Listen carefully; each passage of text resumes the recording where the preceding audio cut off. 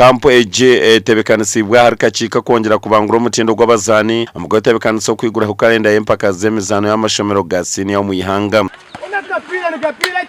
Timu eziri mu kampo ni St Elizabeth Girls Secondary School abine kikopo cha volleyball y'abishice cha Uganda yona ekibasengera mwaka oguhwire Immaculate Heart nyakibare ku rugarukungiri hamwe na Bonne Conseil Girls Secondary School ku rwo mu district ya Isingiro. Campaign nayo ku improving talents z'abana kandi hamwe no kick starting ningashi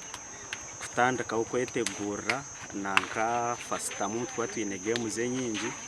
no kuchirana munonga elite games ezikuza kubaho kwihebera 25 kusiyebera 28 hari mbara high school.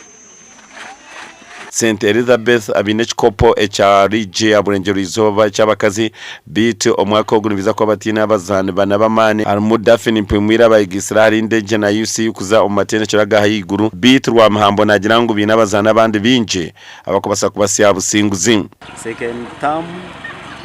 twatwine mu regionals then tujamura tugiramo nationals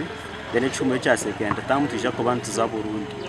Ekindi shoni mangu n'ekikope cy'ihanga ntuza kucitwara cya second term so actually campuses large tuyon twetebekanise ekikope cya East Africa ekirije kuba Burundi omukwa Bujumbura omukwa Mushanga. Nk'ishomero Immaculate Heart turuzinjira bazana kamushanga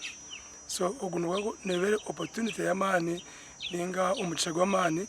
aba Elizabeth batwikiza ngo twijaha kugira ngo tubase ku traininga omukampu yabo rero mbase kutunguka nkatimu abo kwantu expect yakuza no elite games ezi katimbo ne consil volleyball